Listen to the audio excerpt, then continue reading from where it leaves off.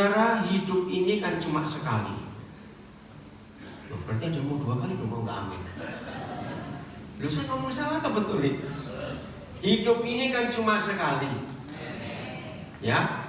Nah, karena cuma sekali, maka kita harus milih yang prioritas, betul tidak? Yang penting, yang terutama. Harus itu. Nah, apa itu yang prioritas? Apa itu yang utama? Sederhana kita belajar. Kita buka dulu ayat ini, Efesus 2 ayat yang ke-10. Ya, Efesus 2 ayat yang ke-10. Saya tanya dulu anak saya, Irwan, kamu sudah ada di sini belum? Belum. Ya. Ini sampai sekarang dia masih aktor, masih main film. Ya, seharusnya dia datang pagi ini, saya nggak lihat. Tapi ngalami kehidupan yang hancur, tapi Tuhan pulihkan dia. Oke, saya lanjutkan. Karena kita ini buatan Tuhan. Stop dulu. Mendengar kata buatan atau dibuat, apa yang muncul di benak kita? Kita ini buatan Tuhan. Kalau pakai istilah produksi, berarti kita made in surga, bukan? Loh, betul? Nah, begini caranya berpikir. Kalau kita mendengar kata made in Japan, yang muncul di benak kita apa? Bagus. Ayo cepatlah. Kualitas bagus. Kalau kita mendengar made in Germany, muncul apa? Aman, safety-nya. Kalau mendengar made in China, loh kok tertawa? Nah, itu yang apa? Duplikasi. Nah, ini yang kita mau pelajari. Mendengar kata made in surga, muncul apa di benak kita? Kasih tolong rohani yang umum aja lah. Barang baik. Atas, ayo di balkon. Mendengar made in surga. Kan tadi saudara tanya made in negara ini gimana? Cepat, saya minta 2 orang dijawab. Apa? Sempurna.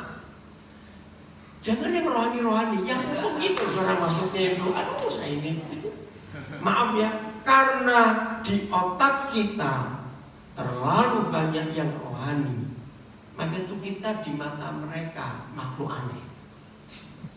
Setuju nggak saya ngomong ini? Rohani itu bagus, karena memang hidup kita dalam roh.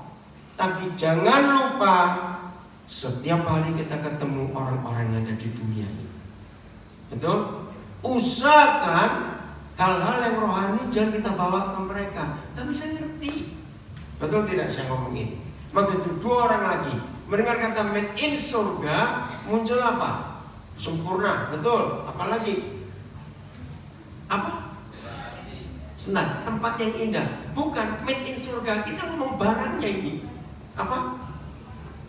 Cuma 1. Oke, betul, cuma 1 masterpiece. Coba lihat bahasa Inggrisnya. God's own masterpiece, ada terjemahan itu. Ayo yang atas, saya tunggu. Mendengar kata made in surga apa? Aduh, susah bener. Oke, supaya nggak terlalu lama. Barang yang diproduksi oleh negara mana saja, itu mewakili karakter bangsa itu. Loh, ya atau tidak? Coba jawab. Kalau saudara nggak bisa satu dengan pikiran saya, maka kita nggak akan ngerti apa yang kita mau pelajari hari ini. Saya ulangi lagi. Jadi mendengar barang buatan negara mana, itu artinya mewakili karakter bangsa itu. Betul atau tidak? Nah, maka itu kalau kita baca firman ini, bahwa kita ini buatan surga, berarti kita mewakili siapa? Tuhan. Apalagi lihat kalimat berikut. Lihat Efesus 2. Ini dahsyat sekali. Mana? Efesus 2:10. Bahasa Indonesia. Mana kok nggak ada? Nah, bisa nggak ditayangkan terus ayat ini, nggak diganti-ganti supaya nggak buang waktu? Maaf multimedia, ada oke ya? Nah, karena Karena kita ini buatan Tuhan, lanjutkan. Diciptakan. Ayo lanjutkan. Diciptakan dalam Kristus. Stop dulu ya. Tidak semua kita orang-orang pabrik, ya. Tapi semua kita pasti ngerti. Semua pabrik, termasuk pabrik roti sekali, punya cetakan nggak? Punya molding nggak? Ayo yang mikir, jangan diam. Nah kalau saya tanya, saya harus jawab dong. Betul? Nah kalau kita ini made in surga, cetakan kita itu model apa? Baca ayat itu. Yesus Kristus itu molding. Maaf ya jangan tersinggung, saya ini kalau ngomong apa. Jadi seharusnya kita ini waktu selesai dicetak, model apa kita? Lu ayo jawab, model Yesus, jangan tersinggung. Nah sekarang kita ini model apa? Lu saya tanya apa? Ini lu masalah. Lu kok ditayangkan lagi? Aduh, jangan dibuang. Maaf ya, terganggu gak sih kalau ditayangkan terus? Ada masalah gak? Ya sudah, jangan diganti-ganti. Ayo. Nah, saudara, jelas gak firman ini? Kita ini buatan Tuhan, cetakannya bukan Tuhan, ini baca aja. Cetakannya siapa? Kristus Yesus. Berarti kita ini harus seperti Kristus Yesus.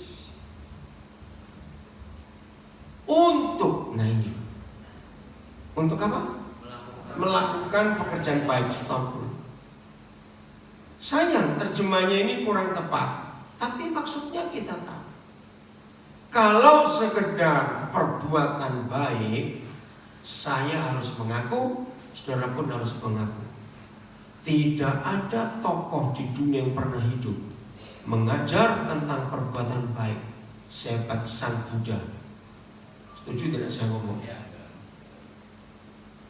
Kalau saya membaca buku-buku Buddha itu luar biasa. Gak usah jauh-jauh. Jujur, kita yang mengaku cetakannya Tuhan Yesus ini dibanding dengan suci, tahu kata ini? Siapa lebih hebat? Ngaku. Lo jawab, siapa lebih hebat? Mereka itu luar biasa.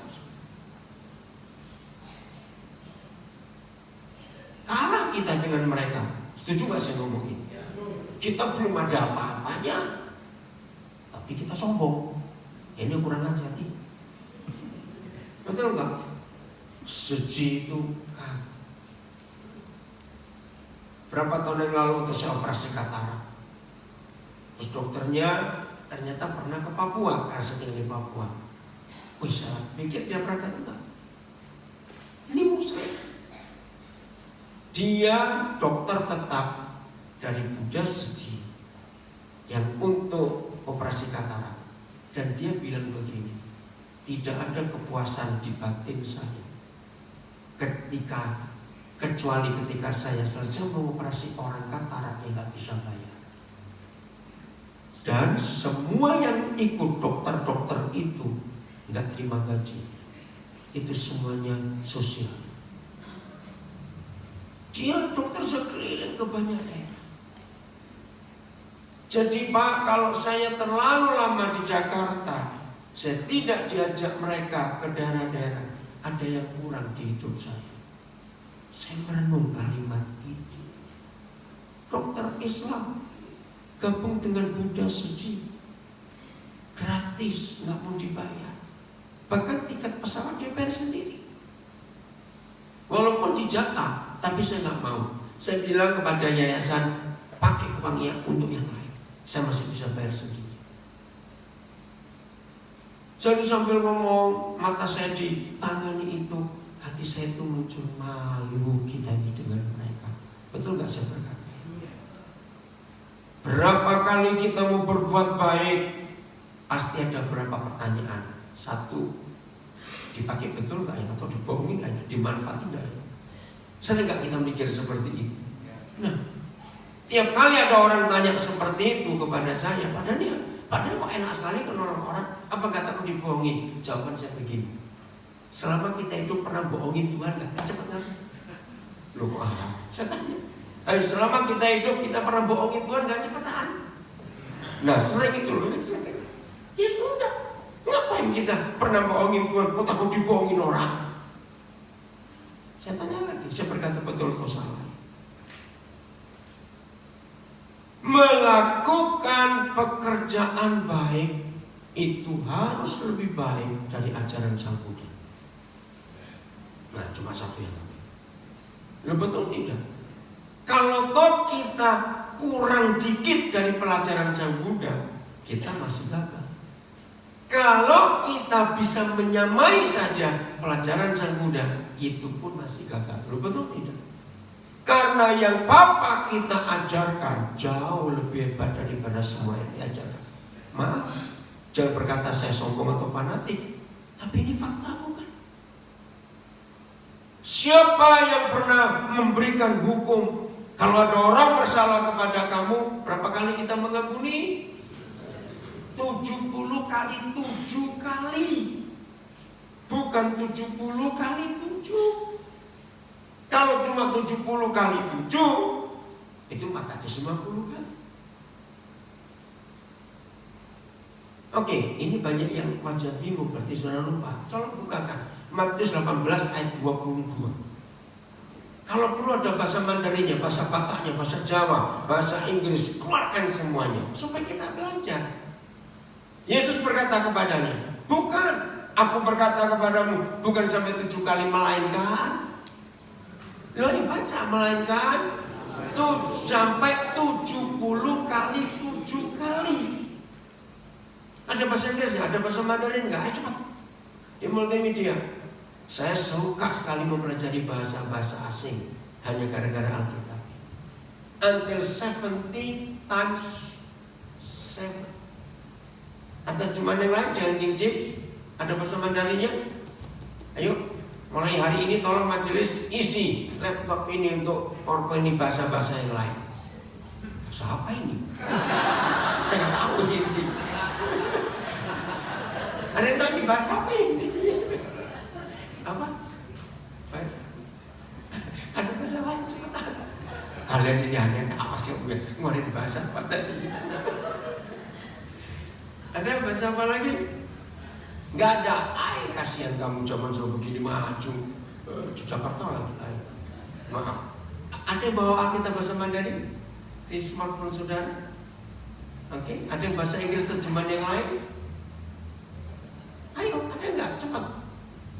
Oke, nanti cari ya. Jadi 70 kali 7 kali. Hebat sekali. Markus 12:44. Siapa yang pernah mengajar seperti ini? Wah, ini ayat ini jarang dikhotbahkan di gereja karena pendetanya kok juga takut karena belum melakukan. Maaf, saya melakukan, maka itu berani mengkhotbahkan ayat ini. Markus 12 ayat 44. Nah, kok jadi tadi itu ayat apa yang dibaca itu? Kok sampai keliru? Oke. Sebab mereka semua teruskan memberi dari kelimpahannya. Stop dulu. Saya bangga dengan banyak filantropis di dunia.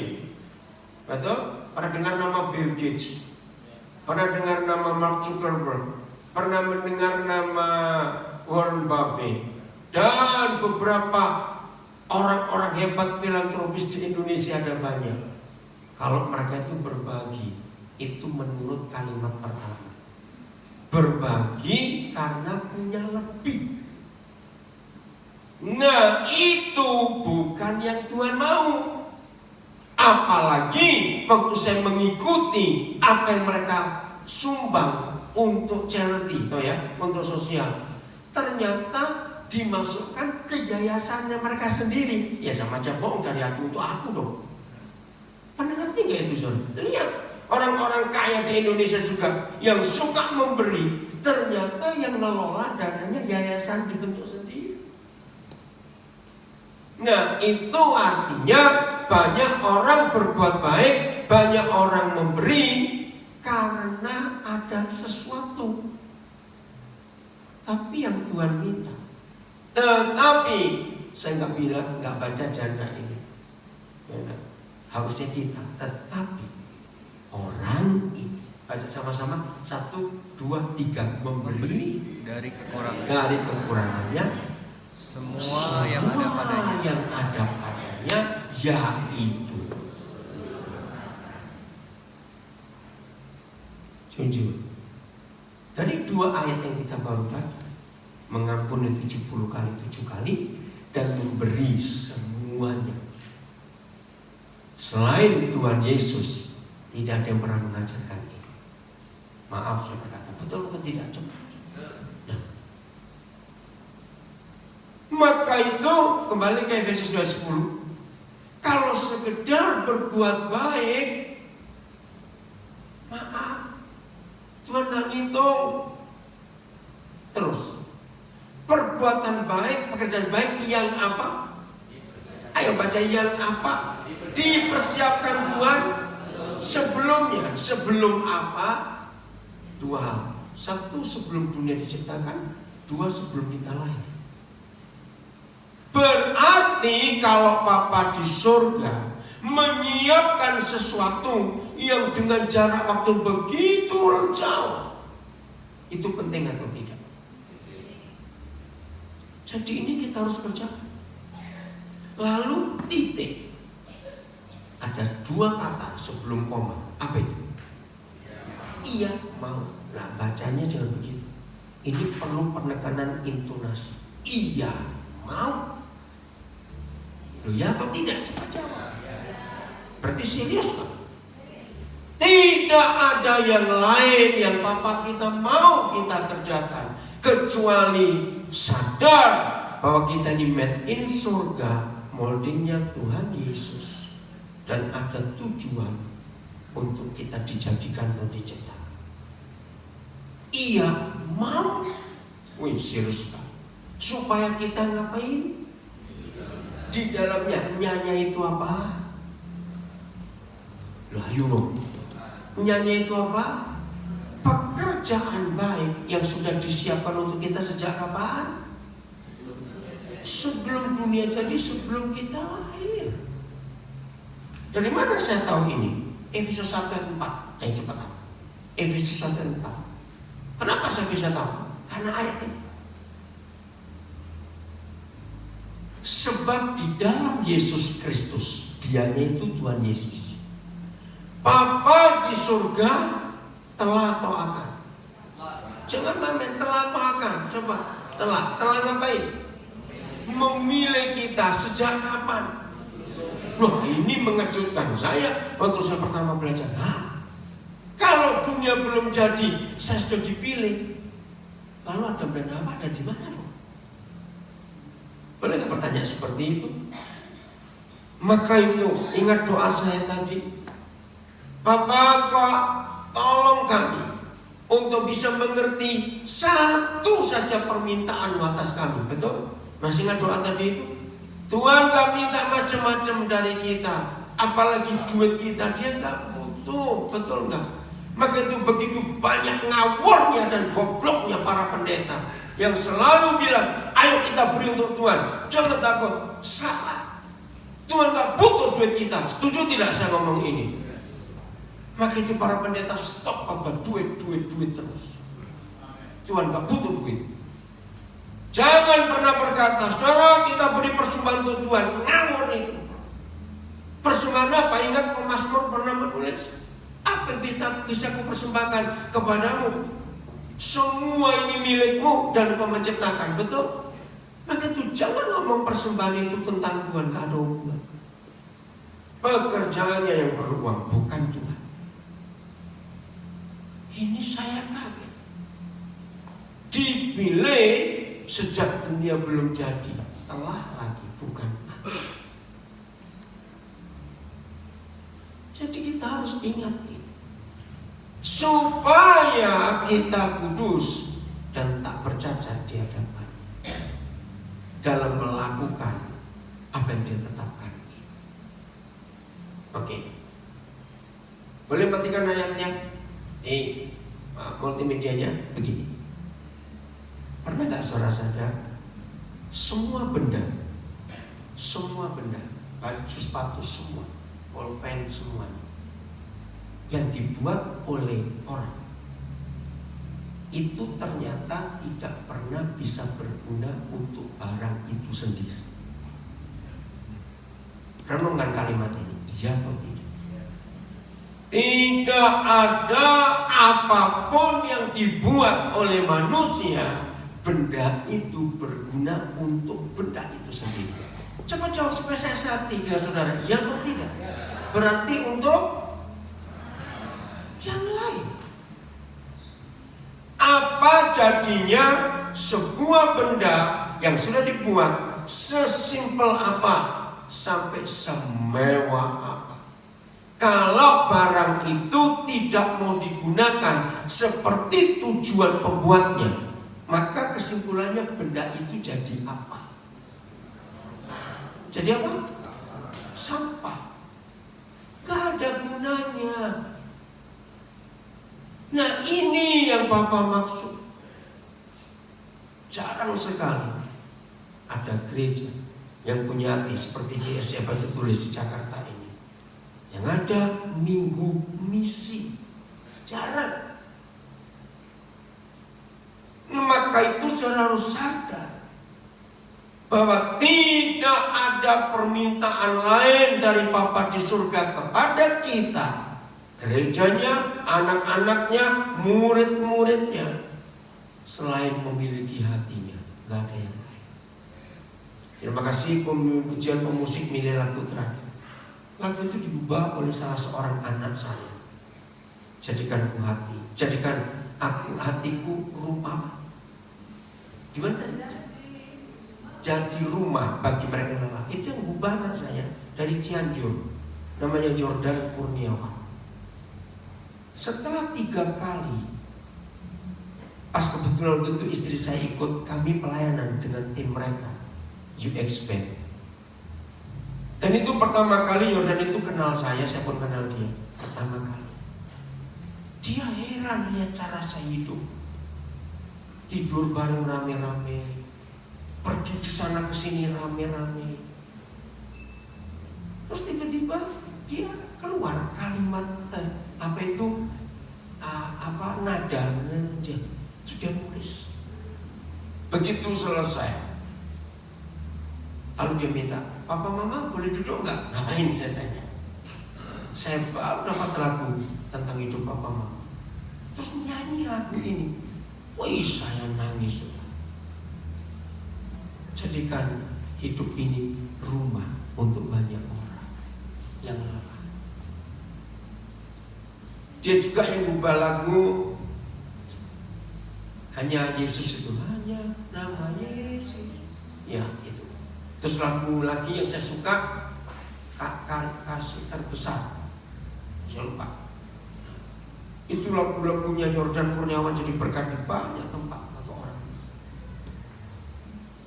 Jadi hidup ini akan jadi sampah dan tidak berguna, jadi rongsokan kalau kita tidak menjadi seperti yang menciptakan kita mau.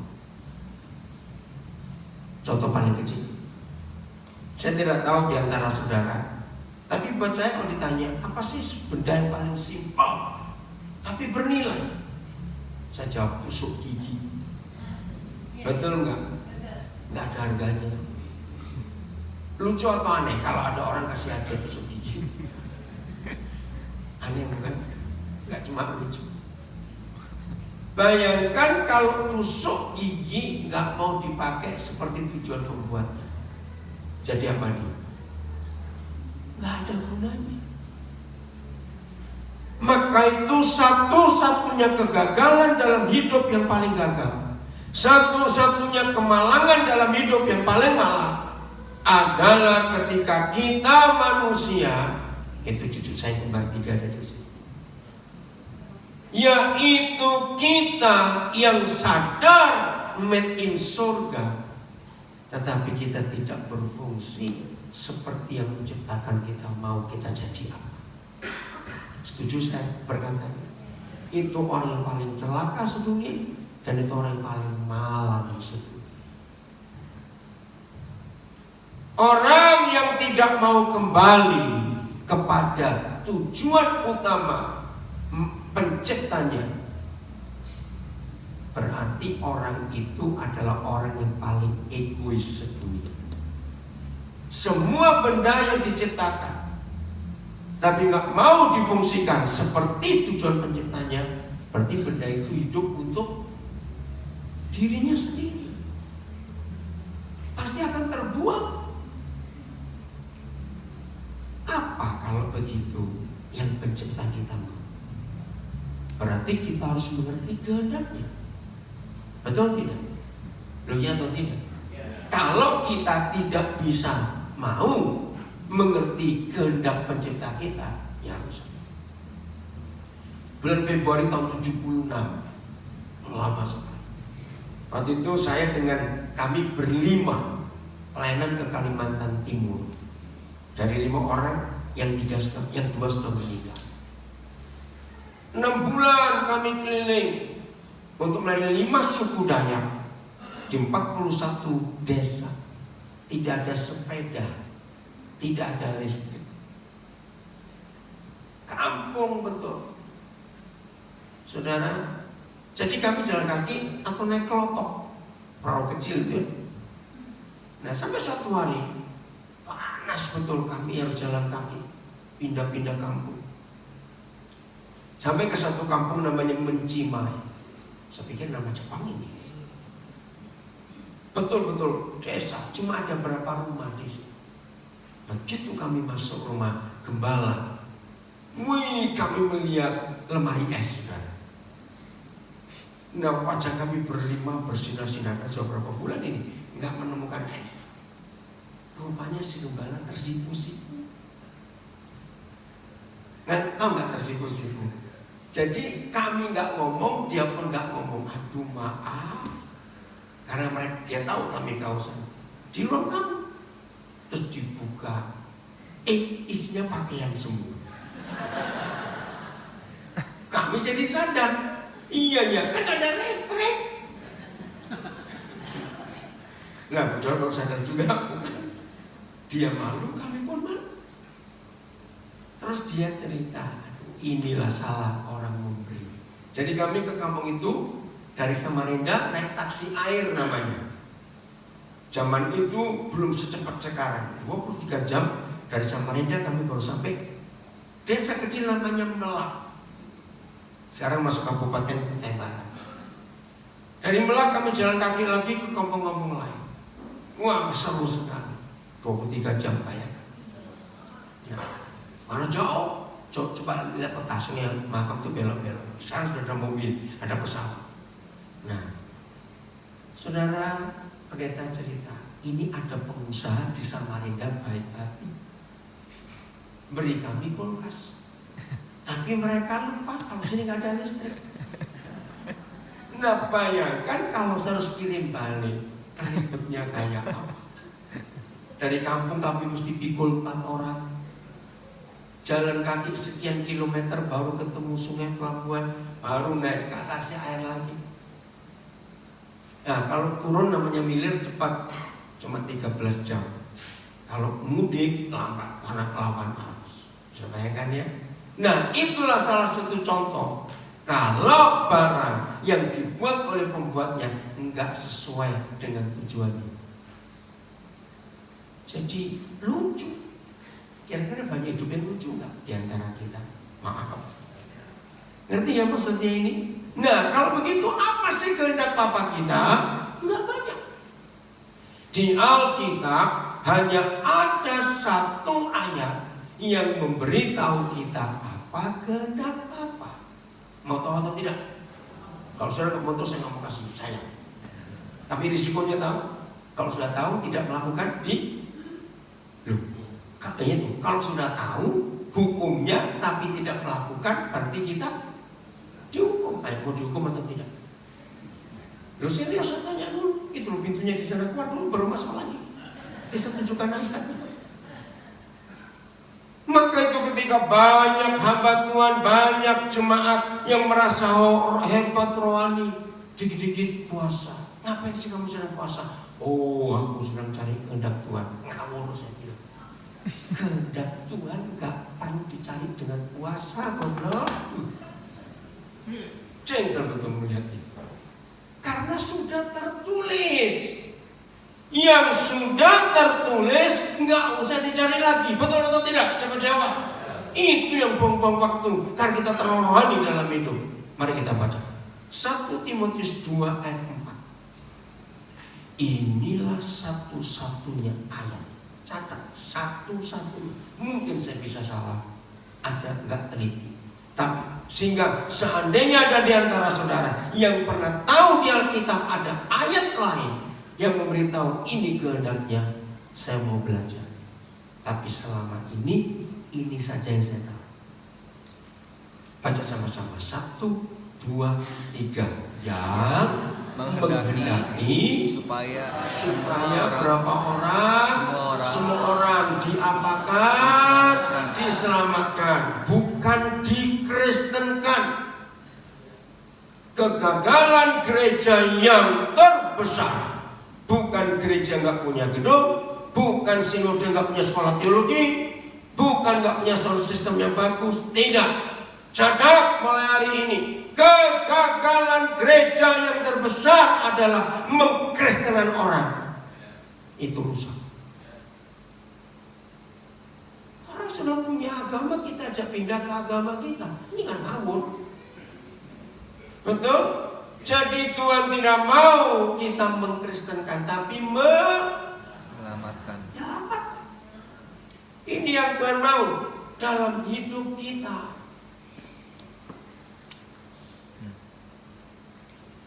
Hari Jumat malam, saya baru turun dari Sydney. Dijemput anak-anak saya, kami 2 mobil, ada leadership training. Jadi bukan acara gereja, di puncak Cipanas sana. Saya diminta untuk ngajar 2 sesi kemarin tentang siapa itu pemimpin. Terus kami berhenti di rest area. Dekat mana itu? Asis masih dekat mana? Rest area mana kita? Nah terus ya sambil kencing. Terus kami ada di Starbucks. Begitu keluar, saya kaget. Ada petugas dengan seragam Starbucks buka pintu. Saya pikir sejak kapan Starbucks punya asyir kayak begini. Terus saya tanya, oh sekarang ada pegawai baru untuk buka pintu? Enggak Pak, saya lagi istirahat rokok. Kebetulan Kak rombongan luar saya buka. Oh namanya Fajar, orang Lombok. Terus Roh Kudus ngomong sesuatu kepada saya. Ketika kalian menuju mobil, saya langsung minta nomor HP. Saya tanya jam berapa kamu selesai kerja, karena saya nggak mau ganggu. Nanti Pak jam 11:30. Oke. Kami belum nyampe karena macet. 1:30 kamu baru nyampe. Jadi di mobil 11:30 saya langsung kontak dia. Terus saya cerita. Saya kenalkan saya pendeta. Apa yang Roh Kudus katakan? Namanya Fajar. Dia kaget. Saya bilang oke lah Fajar, inilah hidup. Nah, tidak kebetulan malam ini tadi ketemu. Kan bisa ada orang lain, teman-temanmu. Kok bisa pas kamu yang buka pintu? Dia juga kaget. Nah saya nggak ngomong tentang agama, enggak. Saya ngomong tentang kehidupan, tentang tujuan hidup. Sampai kepada poin dia punya cita-cita tapi kandas. Dia itu ingin kuliah. Langsung saya berkata, cepat kamu cari data, kamu kuliah. Dia manggil saya papa akan biayai kamu. Dia bilang, Bapak kan baru ketemu saya sekali. Kenapa? Ayat ini yang memotivasi saya. Karena Papa di surga menghendaki berapa orang? Kembalikan ayatnya, ayo. Berapa orang? Semua orang itu berapa? Semua. Nggak ada yang terkecuali. Diapakan? bukan dikristenkan untuk memperoleh pengetahuan atau pengenalan akan siapa kebenaran itu? Yesus. Akulah jalan, akulah kebenaran, dan akulah itu.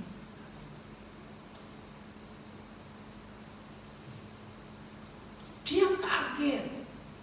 Nah, nanti selama dia kuliah saya akan bimbing dia untuk saya ajak dia mengenal siapa kebenaran itu. Saya nggak akan otak-atik agamanya, biarin. Inilah kegagalan para gereja di Eropa. Maka itu sampai hari ini para penduduk asli Amerika Latin, Amerika Utara marah dengan gereja Katolik. Sebab kalau waktu itu orang-orang Indian itu kalau nggak mau terima Injil disiksa, akan dibunuh. Masih ada sejarah itu. Ini kesalahan fatal. Lihat mengapa ada banyak orang yang tadinya mengaku Kristen di Amerika Serikatnya akhirnya meninggalkan Yesus. Masih ingat? Tokoh-tokoh hebat yang pernah hidup, Muhammad Ali tadinya Kristen, Mike Tyson tadinya Kristen, Malcolm X tadinya Kristen, dan banyak lagi yang lain. Lu masih ingat nggak? Karena gereja jahat dan sadis. 100% pelaku perbudakan yang mengerikan itu. Jawab, siapa pelaku? Gereja. Gila nggak ini? Maka itu di Amerika Utara, Amerika Latin, orang nggak suka Injil, nggak suka gereja karena kejahatan masa lalu dari gereja. Karena mau mengkristenkan orang. Bagaimana cara menyelamatkan? Ada cara yang paling gampang. Lukas 15 ayat 1. Ini menyelamatkan orang yang paling gampang. Ya, Lukas 15 ayat 1. Jadi mulai hari ini tidak ada yang lain yang perlu kita kerjakan nomor 1 kecuali mengerti hati Bapa. Tolong jemaat, pernah nggak saudara perhatikan para cleaner di gereja ini? Hari ini saya sapa 3 orang. Dan saya tahu jumlah mereka yang kerja hari ini 7 orang. Itu kebiasaan saya masuk ke tempat mana saja, saya perhatikan tukang parkir, saya perhatikan cleaner dulu. Pas saya mau masuk ke toilet, ada satu lagi yang bersihkan. Langsung saya ucapkan, terima kasih sudah bersihkan toilet ini. Karena ayat itu saya terpengaruh, yang mengendaki supaya semua orang diselamatkan. Maaf, setiap kali dalam acara-acara tertentu dan ada banyak orang kaya hadir dan bawa anak-anak kecil, pasti mereka bawa babysitter, ya atau tidak? Nah, saya ajari saudara, hormati, hargai babysitter itu. Setelah saudara salaman dengan si majikan, jangan anggap ini kacang hijaunya, saudara cuekin saja. Saya selalu nyalami mereka, dan saya tanya nama, asal dari mana, sudah berapa lama kerja di sini. Kalau ada waktu panjang saya akan ngomong lebih jauh. Saya sering nginap di rumah orang. Nah, itu sudah rumah-rumah saya pernah inapi. Maaf, saya cuma cerita. Membantu mereka pasti punya kesan yang sama. Saya suka memperhatikan membantu supir. Saya ajak ngomong di sini. Karena mereka juga dalam target 1 Timotius 2:4. Loh, ya atau tidak? Supaya semua orang diselamatkan. Dan begitu saya pulang meninggalkan rumah itu, pasti ini kebiasaan saya.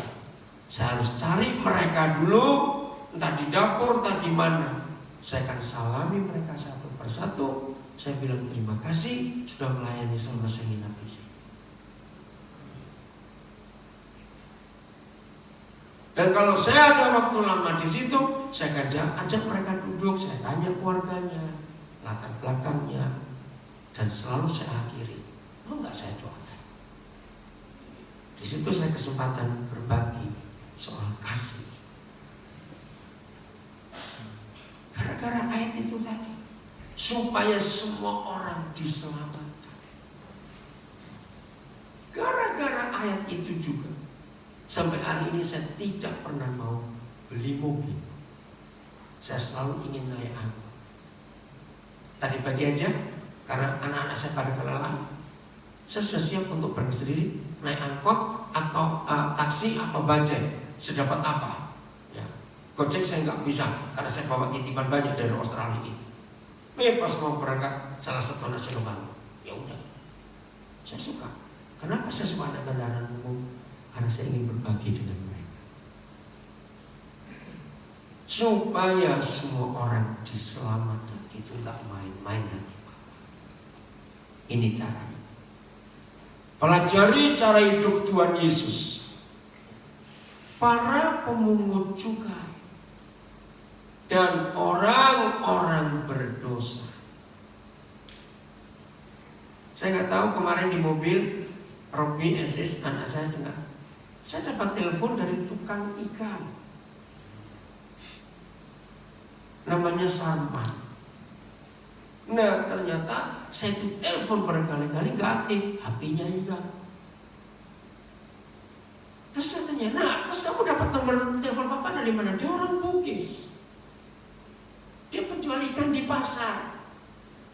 Pas saya lagi belanja, saya ketemu Tuan Jama, orang penjual ikan, manggil saya Papa.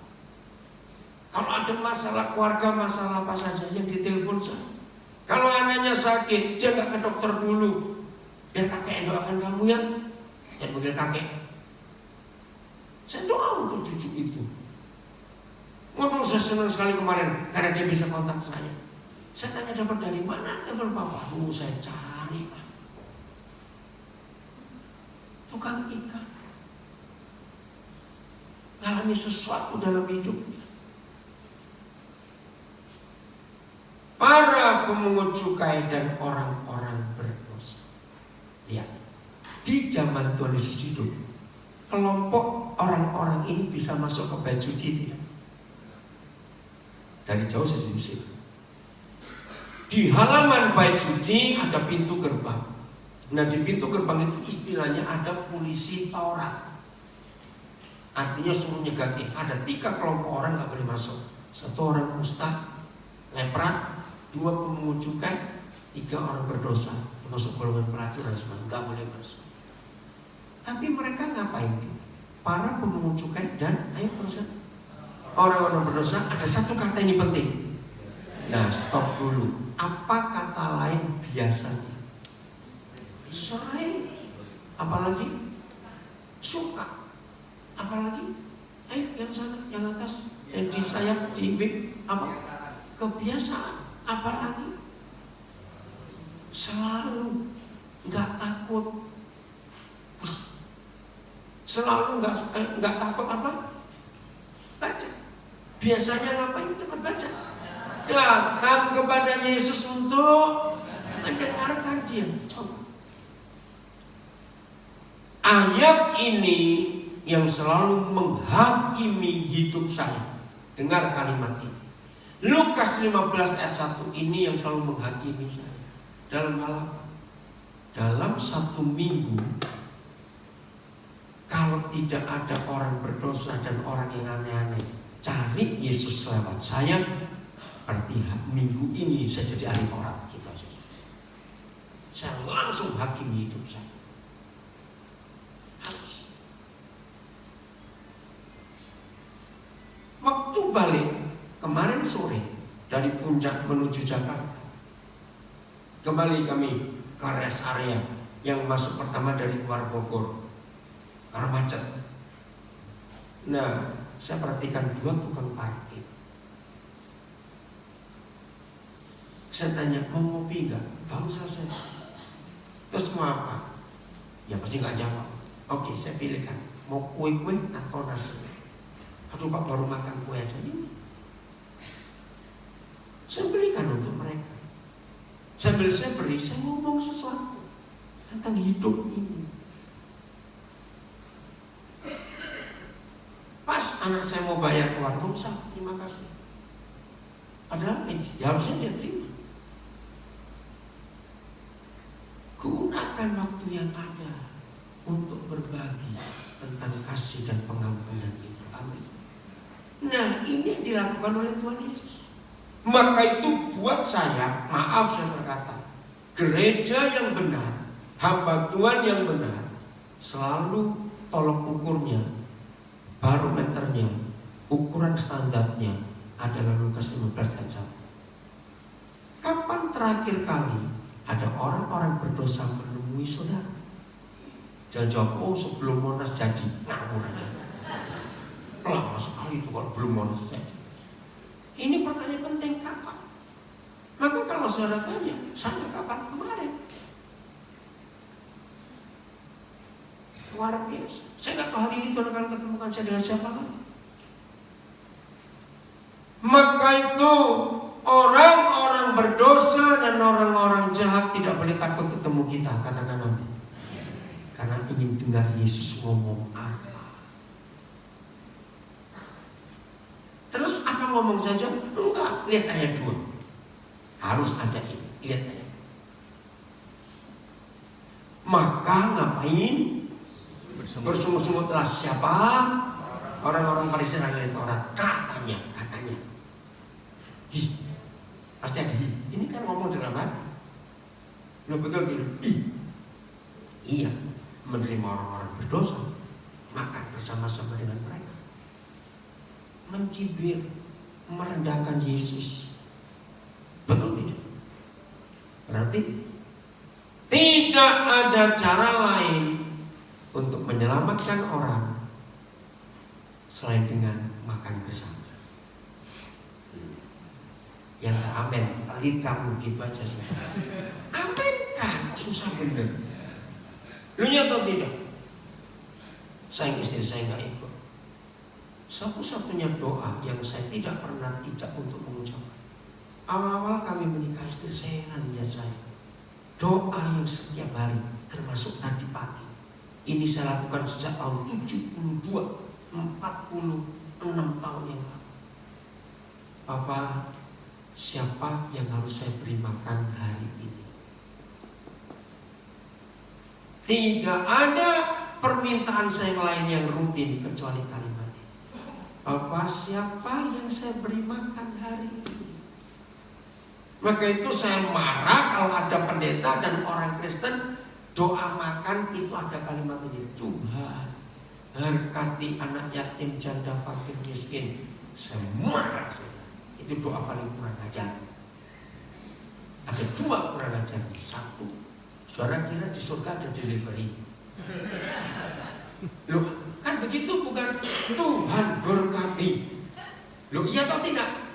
Jadi siapa yang suruh kirim makanan? Kalau orang Jawa bilang dasmu pun, ya gak jauh pas tanya apa itu, gak usah. Dasmu pun, saya ngerti.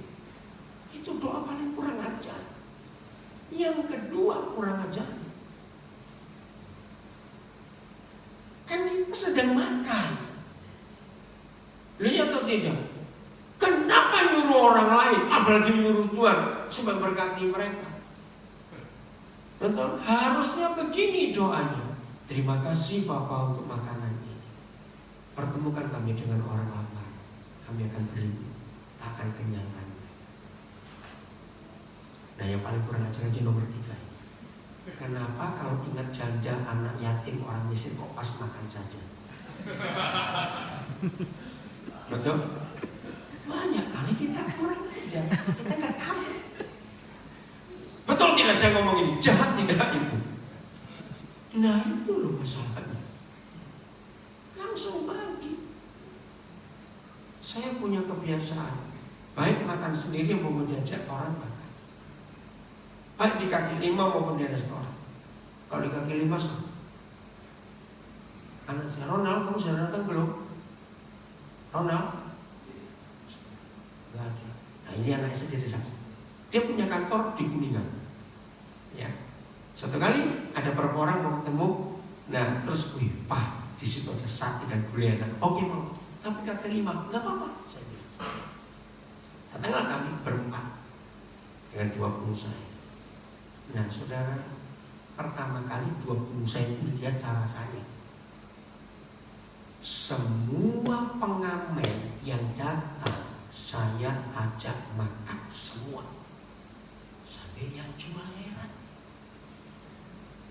Ada yang nyelutup, coba langganan saya kayak bapak semua, cepat habis ini.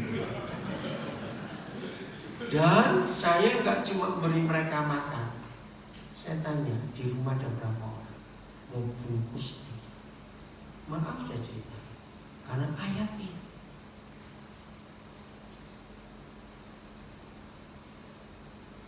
Dan karena masih lama, saya sebentar-sebentar duduk dengan mereka sambil saya ngomong soal hidup.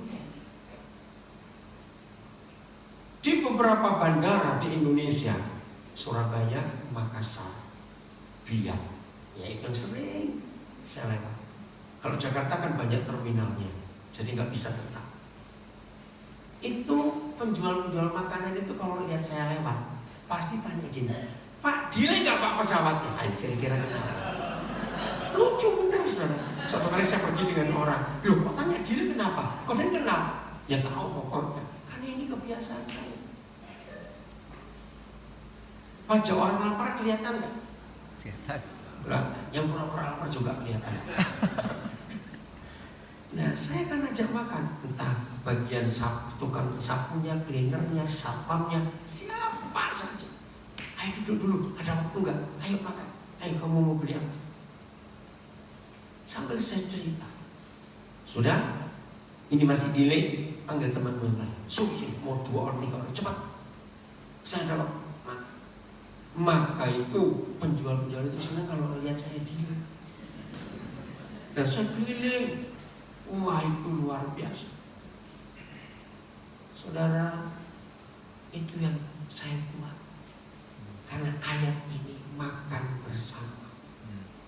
Begitu ngerti kalau tadi saya katakan, saya akan menghakimi diri saya. Kalau dalam 1 minggu nggak ada orang berdosa yang ketemu saya, ada yang salah dalam hidup saya. Di sini ada anak saya yang dari Lahat. Tahu Lahat itu cuma Sumatera Selatan.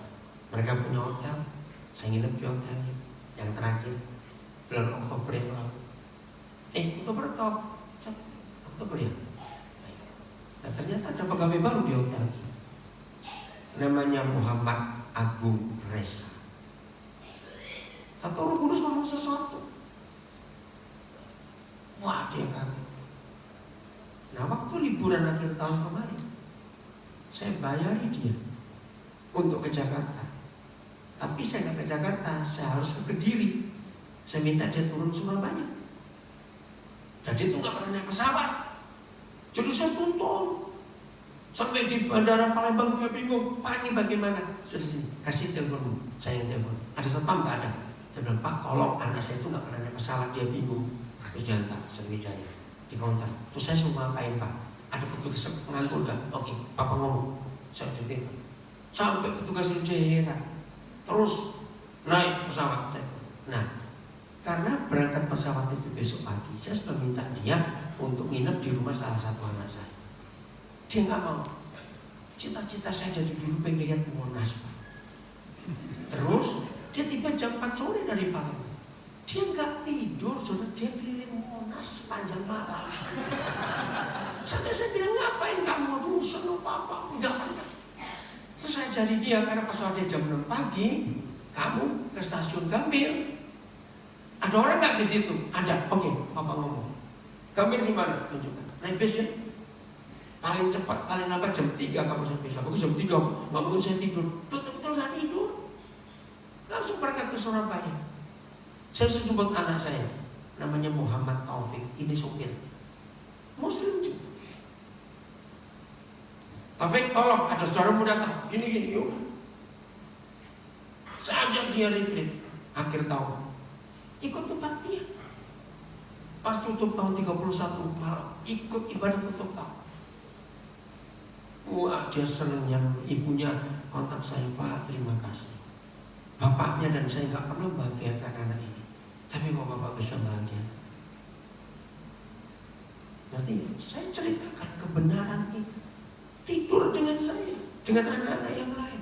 Dia melihat cara saya hidup seperti apa. Ketika dia tahu saya khotbah, dia kaget. Oh, apa ini Ustadz ya? Ya terserah kamu. Karena dia lihat saya. Ngerti nggak cara hidup ini? Jadi berkat betul-betul. Ingat, kalau saudara tidak pernah memberi makan orang, berarti saudara sedang makan orang. Loh, kan cuma ada satu di antara dua. Nah, di kesempatan itu berbagilah siapa kebenaran itu. Amin. Jadi ada banyak cara yang kita bisa buat untuk berbagi tentang Injil. Siap? Nah, yang paling berat jadi rumah. Ayat terakhir, Ibrani 13 ayat 2. Terakhir. Habis ini pemusik nyanyi lagi lagu itu tadi, lagunya Yordan Kurniawan. Ibrani 13 ayat 2. Nah, ada beberapa ayat seperti ini di kitab suci kita, tapi saya ambil satu ini saja. Dan inilah cara berbagi, mencari jiwa-jiwa yang terhilang. Baca sama-sama, 1, 2, 3. Janganlah, loh ini salah. Kalau ada pendeta minta saudara baca sama-sama, maka kata ganti orang kedua berubah jadi kata ganti orang pertama. Betul?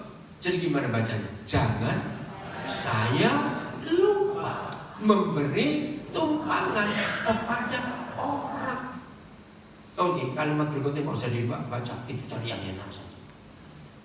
Kalimat berikutnya. Dan ini berapa kali di Perjanjian Baru diucap? Apa kata lain memberi tumpangan? Ini salah satu ketetapan Bapa di surga untuk kita melakukan pekerjaan baik setelah memberi orang makan, setelah kita mengampuni orang-orang berdosa. Maka ini yang berikut. Apa kata lain memberi tumpangan?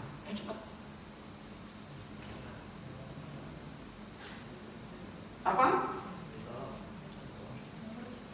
Awas ya. Kalau nggak bisa jawab, saya akan hakimi saudara. Nanti nggak pernah beri tumpangan orang selama ini. Susah saja. Ayo, apa kata untuk beri tumpangan cepat? Jamnya sudah habis ini kebagian kedua sebabnya. Nebeng. Ada kata nebeng. Apalagi kita nggak dengar saya kuat. Menerima orang dalam hidup kita. Nah, oke, 2 ini saja. Memberi tumpangan ada 2 cara.